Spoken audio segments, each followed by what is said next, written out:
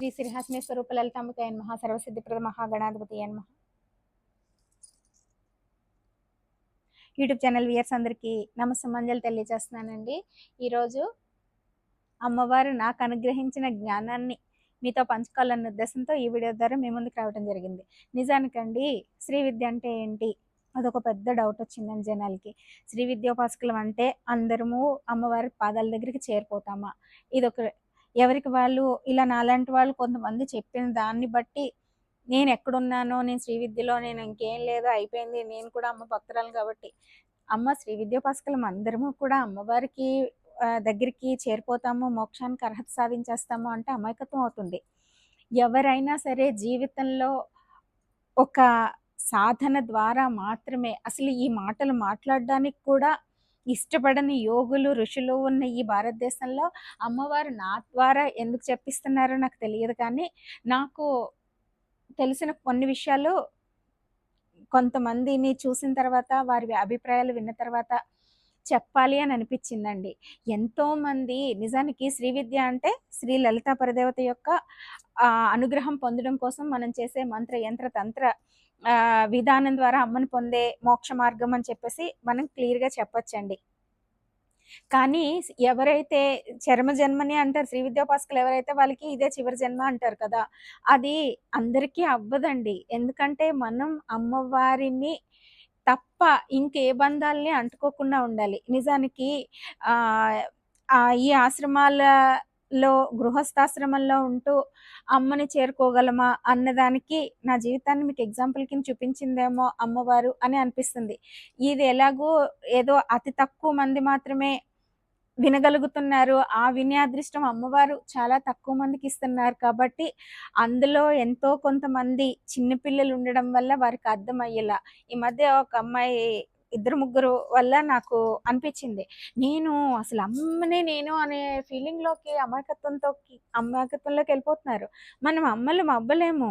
నిజంగానే మంత్రం, యంత్రం, తంత్రం ఇవన్నీ ఒకటైతే మంత్ర సాధన చేసేవాళ్ళు, మంత్ర అధిష్టాన దేవత,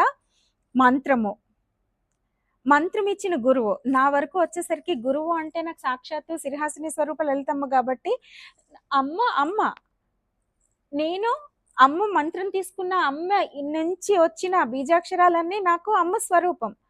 అమ్మ నాకు ఇచ్చారు అంటే నన్ను తన స్వరూపంగా అమ్మ భావన చేస్తారు అని. అలా అని నేను మీకు ఎవరి దగ్గరికైనా వచ్చి నేనే అమ్మనంటే ఎలా ఉంటుంది ఈ కాలంలో? అది కూడా కొంచెం బాగోదు కదా. అందుకని కొంచెం మనం సాధనలో ఉండి అమ్మని చేరుకునే మార్గంలో మన ఎక్స్పీరియన్సెస్ కూడా ఎదుటి వాళ్ళతో షేర్ చేసుకోకూడదు అని కూడా గుర్తించండి. ఎందుకంటే నిజానికి ఈ మధ్య కాలంలోనే ప్రాచుర్యంలోకి వచ్చి అసలు శ్రీ విద్య అంటే ఏంటో తెలియని వాళ్ళు, అంటే నా దృష్టిలో సాధన లేకుండానే అమ్మవారి గురించి 4 బుక్కులు చదివేసి 4 కబుర్లు చెప్పేస్తున్న వాళ్ళు ఎక్కువైపోయిన ఈ కాలంలో అమ్మతోనే బ్రతుకుతూ అమ్మ ద్వారానే తెలుసుకున్న జ్ఞానాన్ని కొంతమందికైనా ఉపయోగపడుతుందన్న ఉద్దేశంతో తెలియచేస్తున్నానండి. శ్రీ విద్యలో దగ్గరికి చేరుకోలేరండి. ఎందుకంటే వదిలేయాలి, మానసికంగా వీటన్నింటినీ వదలగలగాలి. మనం అలా వదలలేము, బంధనాల్లో ఇరుక్కుంటాం. ఇంకొకటి ముఖ్యంగా నేను చెప్పాలనుకుంటున్నదండి, ఒక్కొక్క వర్గాన్ని బట్టి వారు చేసే విధానంలో కొన్ని వెసులుబాట్లు ఉంటాయండి. ప్రత్యేకంగా కొన్ని కుటుంబాల నుంచి వచ్చిన వాళ్ళు ఖచ్చితంగా వాళ్ళు చేసి తీరాల్సిన విధి విధానాలు, కర్తవ్యాలు వాళ్ళకు ఉంటాయి. కానీ మిగిలిన వర్ణాలలో కిందకు వచ్చే కొద్దీ అండి అవన్నీ కట్టుబాట్లు కొన్ని మనకి వర్తించవు.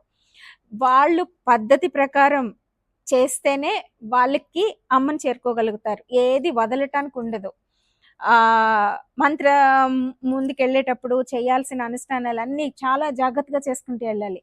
కానీ వచ్చేసరికి అండి, కింద వర్గం వాళ్ళకి వచ్చేసరికి అండి పెద్దగా డైరెక్ట్గా మంత్రం కొన్ని మినిమం వాటితో మనం అమ్మని తొందరగా చేరుకోగలుగుతాం. ఎందుకంటే అమ్మ మనకి ఇచ్చిన వెసులుబాట్లు. ఈ సందర్భంగా మార్నింగ్ నాకు ఏదో కథ గుర్తొచ్చింది.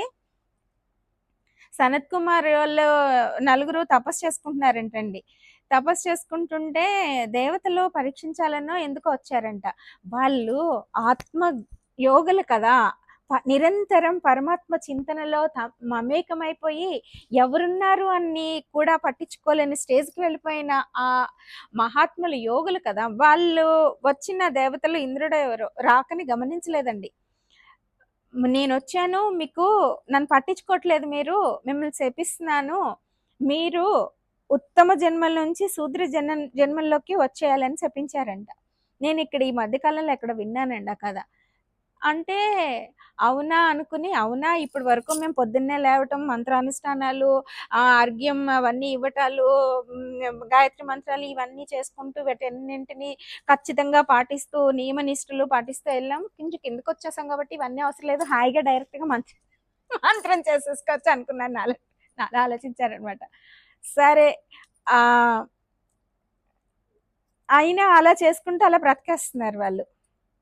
శూద్రులుగా మారిపోయారు కదా, వీళ్ళు ఎలా ఉన్నారో చూద్దామని మళ్ళీ వచ్చారంటండి ఆ దేవతలు.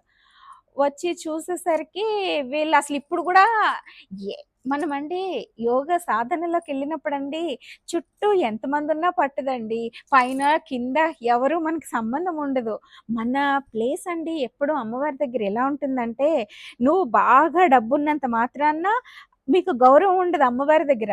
మీరు బాగా భక్తులైపోయి ప్రేమతో అమ్మవారిని గుండెల్లో నింపుకున్నప్పుడు అమ్మ దగ్గర మన ప్లేస్ అక్కడ ఉంటుంది.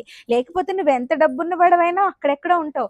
ఈ సమాజంలో నీ ప్లేస్ని బట్టి నీ ప్లేస్ అమ్మ దగ్గర నిర్ణయించబడదు.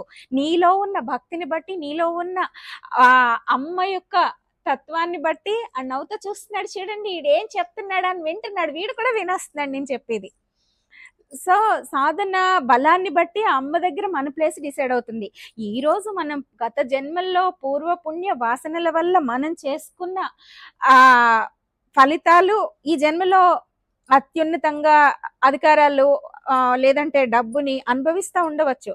కానీ కర్మ ఫలం పుణ్యకర్మలైనా పాపకర్మలైనా అవి అనుభవించే కొద్దీ తరిగిపోతూ ఉంటాయి కదా. ఆ విధంగా అమ్మవారి దగ్గర మనం ఉన్నాము అనడానికి కేవలం మన భక్తి. సరే, సనత్ కుమారుల వాళ్ళు వీళ్ళు మొత్తం వీళ్ళంతా మళ్ళీ అలాగే ఈ వచ్చిన దేవతలను పట్టించుకోలేదంటండి.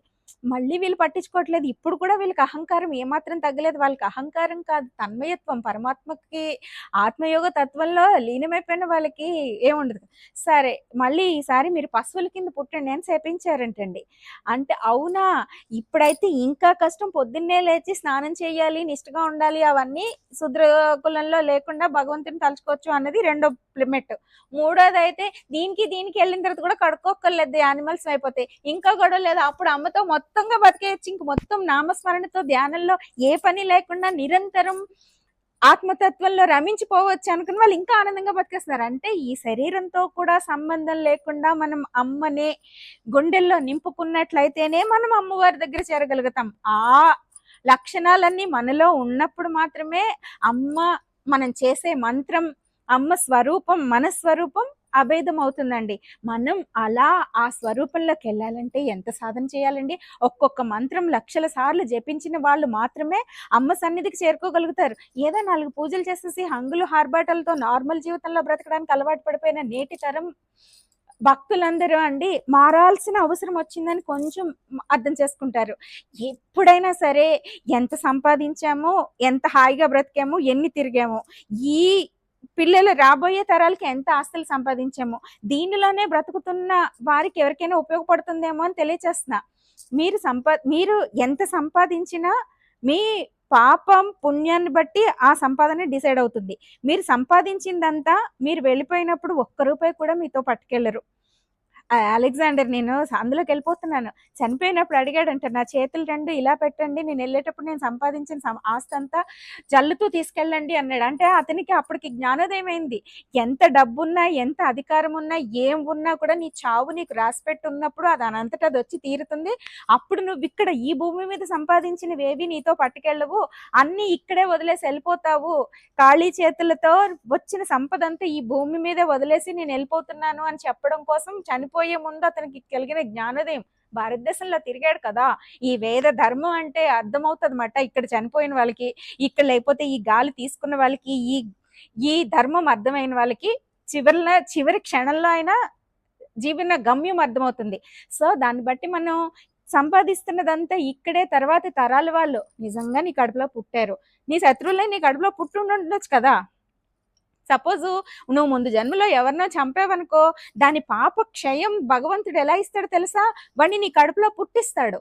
అంటే నువ్వు చంపిన పాపం నీ కడుపులో పుట్టిన పుణ్యం, ఈ ప్రేమ 2 కాంపెన్సేట్ అవుతది. దేవుడి న్యాయం వేరు, దేవుడి న్యాయం వేరు అని చెప్తాను కదండీ నేను.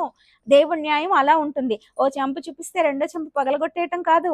దేవుడు జన్మ జన్మలుగా పరంపరలో మనిషి జన్మ ఎన్నో పుణ్య కర్మల వలన దుర్లభమైనది. మానవ జన్మని ఎత్తగలుగుతున్నాం మనం. అటువంటి మానవ జన్మ మళ్ళీ ఈ జన్మ అయిపోయిన తర్వాత 64 లక్షల కోట్ల జీవరాశుల్లో మనం దేని కింద పుడతామో తెలియదు కదా! ఎందుకు ఈ సందర్భంగా నెక్స్ట్‌ది కూడా చెప్తున్నానండి. అది యాక్చువల్‌గా నేను ఫీడ్ చేసుకున్నాను ఈ మధ్య. అదొక్కటే చెప్పాలనుకున్నా కూడా ఇప్పుడు తెలియచేస్తున్నాను. ఏమి 100 మంది కౌరవుల్ని పిల్లల్ని పోగొట్టుకున్న తర్వాత కృష్ణుడిని అడిగిందంట. ఎందుకు నాకు ఈ జన్మలో 100 మంది నా పిల్లలు పుత్రశోకం పుత్రశోకం నాకెందుకు కలిగింది అని. ఇది 50 జన్మలకు ముందు మీకు కలిగిన మీరు చేసిన పాపానికి ఫలితం. 2 పక్షులు గుడ్లు పెట్టుకుని 100 పిల్లల్ని 100 పక్షి గుడ్లని మీరు చిదిమేశారు. వాటికి పాప ఫలితంగా మీరు 50 జన్మల తర్వాత ఈ జన్మని ఎత్తి ఈ జన్మలో మీ పుత్రులను పోగొట్టుకుని ఆ పాపాన్ని ఈ పాపం ఇలా క్షయమయ్యింది మీకు అంటే మరి 50 జన్మలు ఎందుకు ఎత్తాము అని అడిగిందంట ఆమె. అప్పుడు అన్నారంట, మీరు 100 మంది పిల్లల్ని కనాలంటే ఎంత పుణ్యం చేయాలి? 50 జన్మలుగా చేసుకున్న మీ పుణ్యాన్ని మేము మీకు 100 మంది పిల్లలు కలగడానికి అవకాశం కల్పించామన్నారంట. అంటే మనం చేసిన పాప పుణ్య కర్మలన్నీ జన్మ జన్మలుగా మనల్ని ఈ ఆత్మని అంటిపెట్టుకుని వెళ్తాయి. ఈ శరీరం వదిలి వెళ్ళిపోతుందేమో కానీ ఈ ఆత్మని ఏది వదిలిపెట్టదు అనడానికి. అటువంటప్పుడు ఇక్కడ సంపాదించుకోవాలి ఆస్తులు, నా పిల్లల్ని సెటిల్ చేయాలి, పిల్లలకి చదివించండి, బాధ్యతలు నేర్పించండి, సొసైటీలో గౌరవంగా బ్రతకడం నేర్పించండి, వాళ్ళ కర్తవ్యం వాళ్ళు నిర్వర్తిస్తూ వాళ్ళ కాళ్ళ మీద వాళ్ళు నిలబడేలాగా చేయండి. కానీ వాళ్ళకి ఆస్తులు సంపాదించడం కోసం అన్యాయంగా డబ్బులు కూడగట్టుకుని అవి కొన్ని ఇవన్నీ అండి ఏంటి దేవుడి గురించి చెప్తూ సామాజిక విషయాలు అవన్నీ ఇంటర్లింక్డ్ అండి.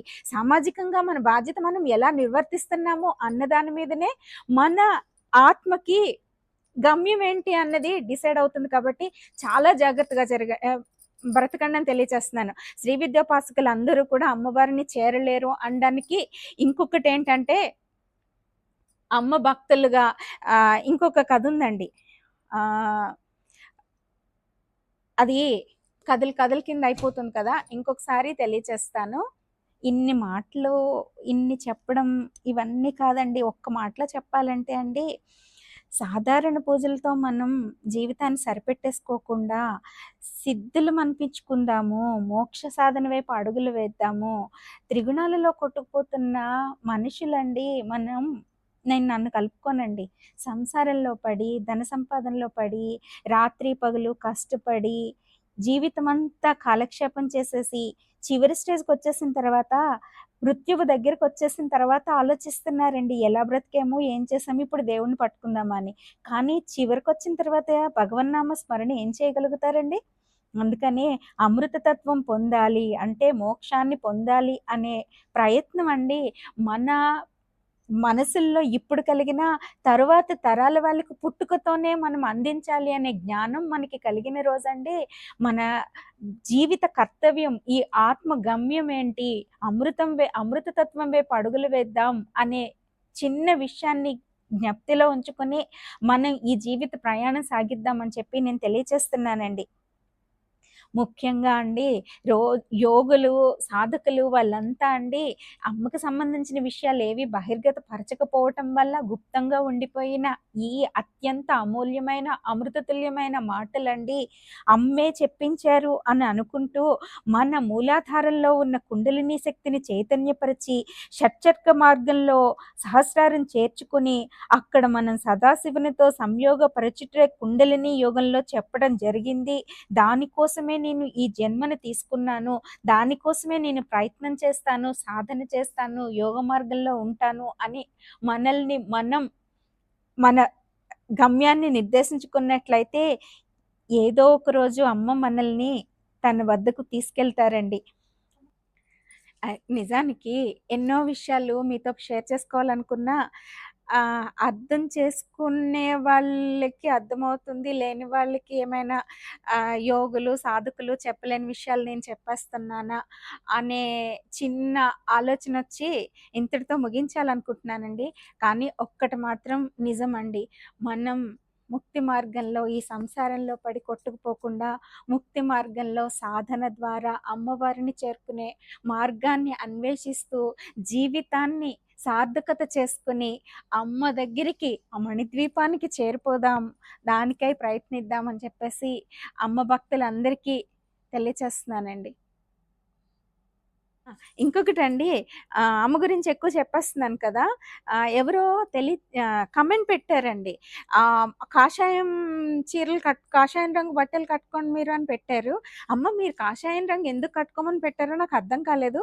అసలు దాని ఇంపార్టెన్స్ ఏంటో మీకు తెలుసా? మీరు ఏ విధమైన ఉద్దేశంతో నాకు అది పెట్టారో తెలియచేయండి అని చెప్పేసి మిమ్మల్ని కనుక్కుంటూ, మనసండి, శరీరమండి పవిత్రంగా ఉండడం కోసం అమ్మకు అలంకరించిన మనకి ఉన్న చెడు పోతుంది. నెగెటివ్ వైబ్రేషన్స్ అన్నీ పోవడం కాదు. నెగెటివ్‌వి పోయి మనలో, మన మనసులో సద్భావనలు వృద్ధి చెందడానికి అమ్మవారి వస్త్రాలు. నాకిన్ని బట్టలు, ఇన్ని రంగులు అమ్మ అలంకరించుకున్న వివిధ దేవాలయాల నుంచి వచ్చిన ఈ చీరలతోటి నేను కాషాయం రంగులు కట్టుకున్న దానికంటే పవిత్రమైన ఆహ్, శరీరంతో నేనున్నాను. మీరు ఏ ఉద్దేశంతో చెప్పారో తెలియజేస్తే నాకదేమన్నా అర్థం చేసుకోవడానికి ట్రై చేస్తానని తెలియచేస్తూ, ఈరోజు అనుకున్న దానికంటే ఎక్కువ చెప్పటం వల్ల, నేను చెప్పాలనుకున్న విషయాలు కొంచెం అటు ఇటు అవ్వటం వల్ల ఈ వీడియో ఇంతటితో ఆపేసి మరొక వీడియో ద్వారా మరిన్ని విషయాలు శ్రీ విద్యోపాసకులకి నాకు తెలిసినవి పంచుకుంటానని తెలియచేస్తూ మీ ముందు నుంచి సెలవు తీసుకుంటున్నానండి. అందరికీ నమస్కారము. మీకు ఈ వీడియో నచ్చినట్లయితే please do like, share and subscribe me Radhamma vlogs. Thank you.